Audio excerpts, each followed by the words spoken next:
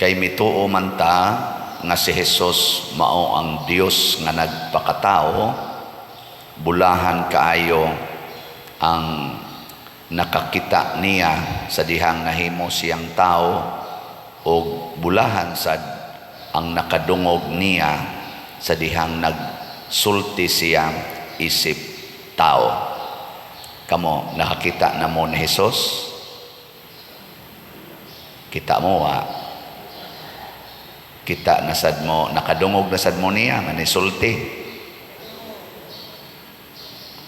Ay klarong tubag. Daghan ko ng mga propeta, daghang mga hari nga nangandoy, apil nas Abraham, silas David, silas Moises, nangandoy nga makakita sa Ginoo ug makabati. Munang ningon si Jesus, kamong mga tinun-an nako nga nikuyog nako, bulahan gyud mo kay nakita ninyo ang wa makita sa katawhan, ug nadungog ninyo ang wa gyud nila madungog. Kining pagkasultiha para ni sa tanan nga motuos Ginoo. Basta motuo na ganita sa Ginoo, mga igsoon, basta tinuod atong pagtuo, makakita kita niya ug makadungog sadta niya. Diri sa unang pagbasa gihisgutan nga inighari na niining kaliwat ni David nga mao ang Ginoo, kay si Kristo gitawag magkaliwat ni David. Iyang ihatag ang hustisya ug ang kalinaw sa kalibutan. Yan, nindot kayo diri pagkasulti. Magtipo na pagpuyo ang lubo ug ang nating karnero, ug magdulog ang nating kanding ug ang leopardo, magsalo pagkaon ang leon ug ang nating baka, ug gamayng bata ang magiya kanila. Nana ba? Maghigala ang baka ug ang oso, ug magdulog ang ilang mga anak, ang leon magkaon nagdagami sa magbaka. Pasabot, kung makakita tag Ginoo ug makadungog taniya, matud pa diri, dili na sila mag-away, dili na sila magpinatyanay. Unsa man sa inyong balay nakakita mo Ginoo? Nakadungog mo Ginoo sa inyong balay? Sayon ra kayo ilhon, basta di na mag-away, di na magpinatyanay, di na magbinungulay, di na magsigig lalis, kana nakakita na Ginoo. Pero sige paganing away, siging sinawayay, siging lalis, siging dinumtanay, labi na gyud magsigig gubat, sigig pinatyanay, wa gid na kakita Ginoo. Bisan pagasigi nagsimba, bisa gasigi panagwali, sigig sulob ug ingon ani nya, sige lang yapong away, sige lang yapong binungulay, sige lang yapong dinautay, wa gid na kita Ginoo. Wa sad na kadungog sa Ginoo.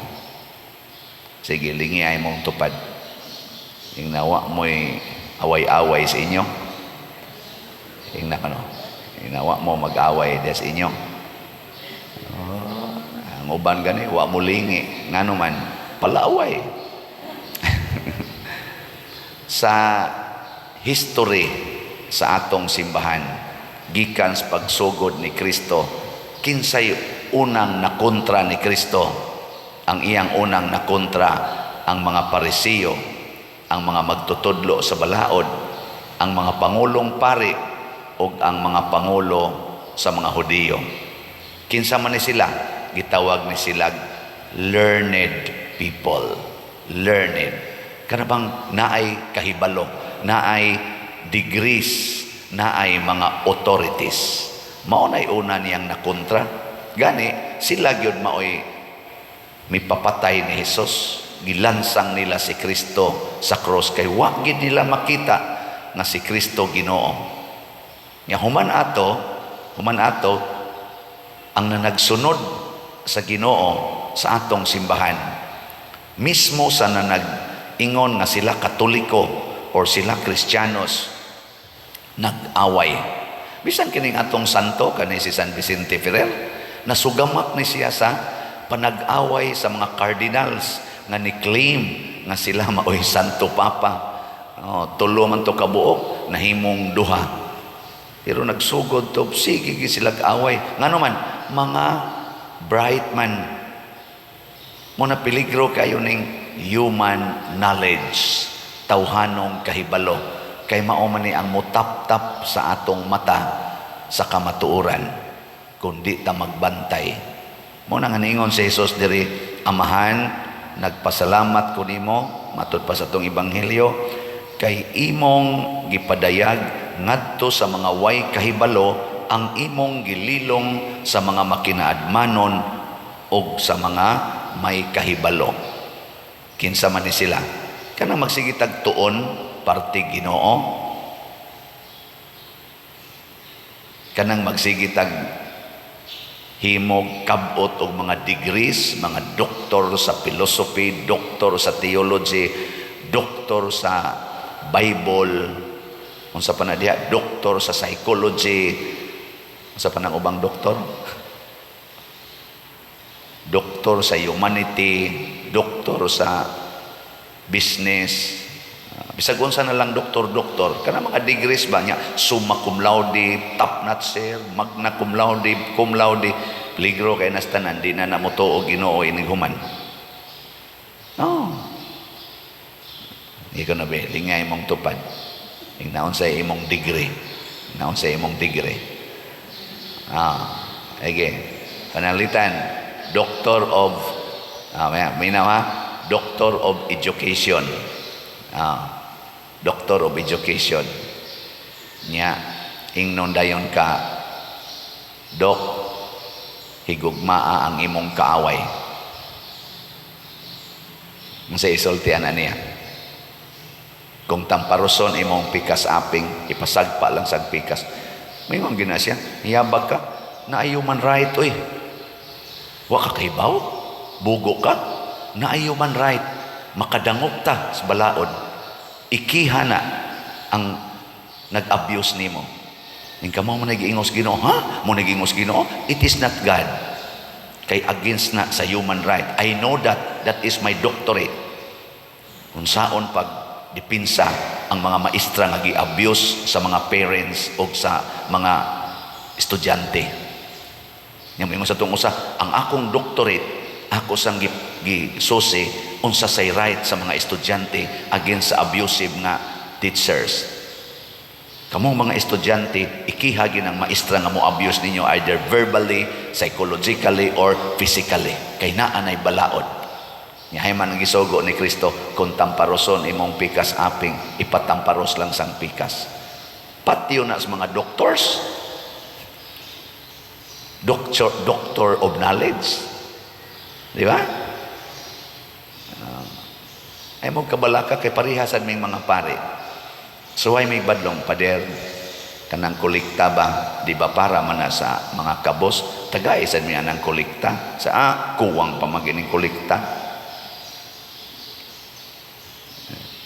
Pader, dili man ni maayo imong gibuhat nga mauni mo ipatuman namo. Dili nami magprosesyon, dili nami magbigil kay sa suga.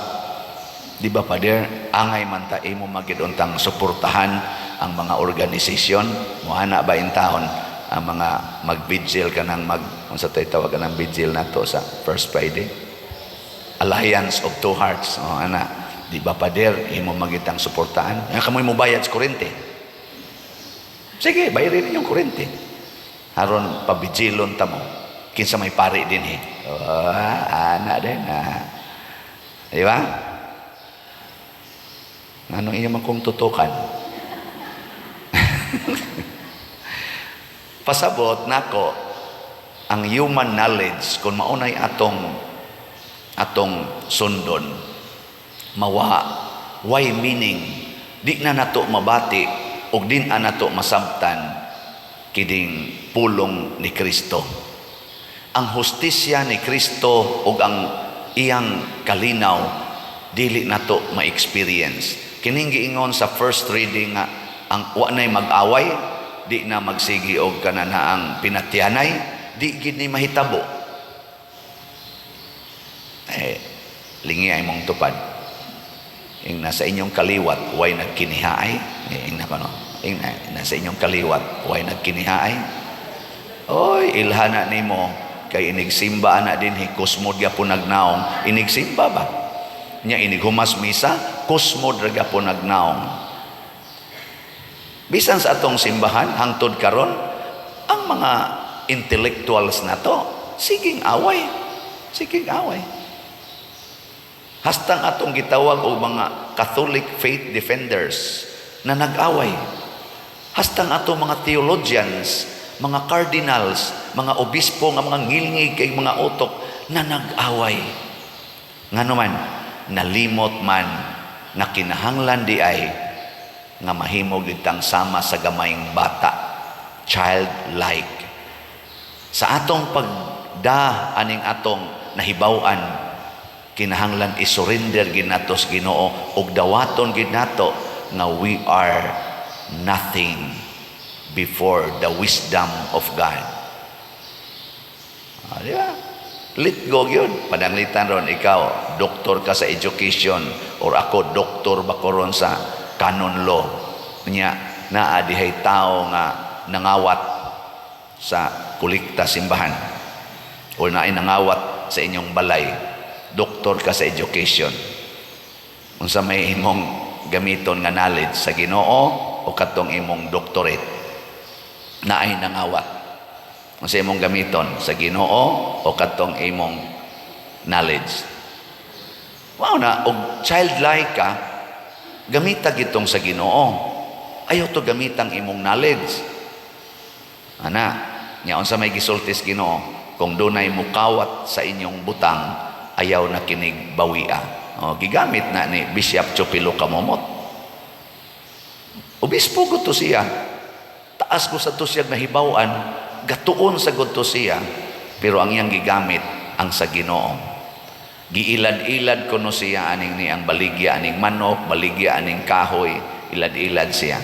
Giingnan pag siya siyang kuyog simbahan, uy Bishop, ayaw na anak kay mga mangingilad na.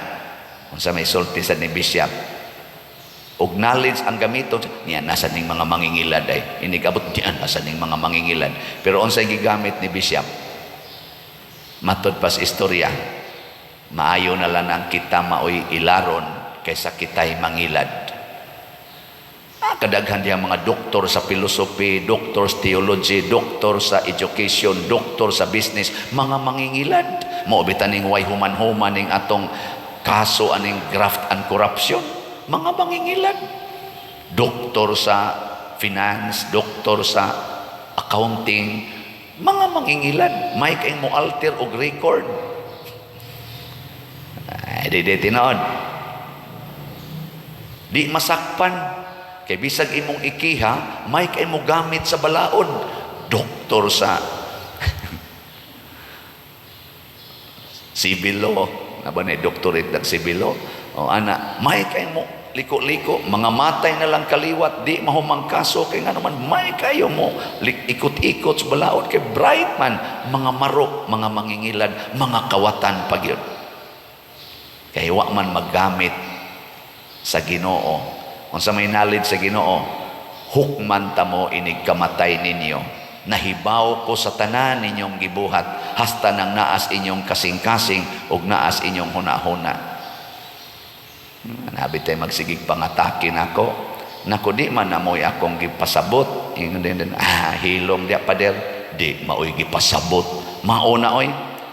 Nako pagka-judgmental gid nimo.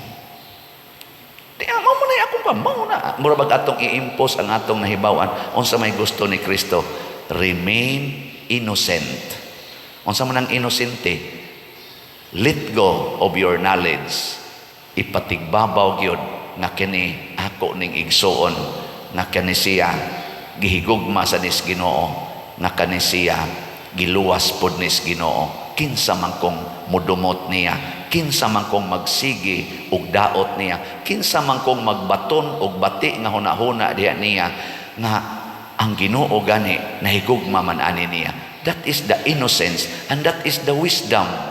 Mauna ang kaalam nga gustos Ginoo nato nga di gid ta kalimot nga kanang imong tupad gihigugma nas Ginoo, na kanang manuyupay nimong silingan gihigugma nas Ginoo, na kanang hapit way balay nimong silingan kay sugarol kaayo di gani mo simba gihigugma gyapon nas Ginoo.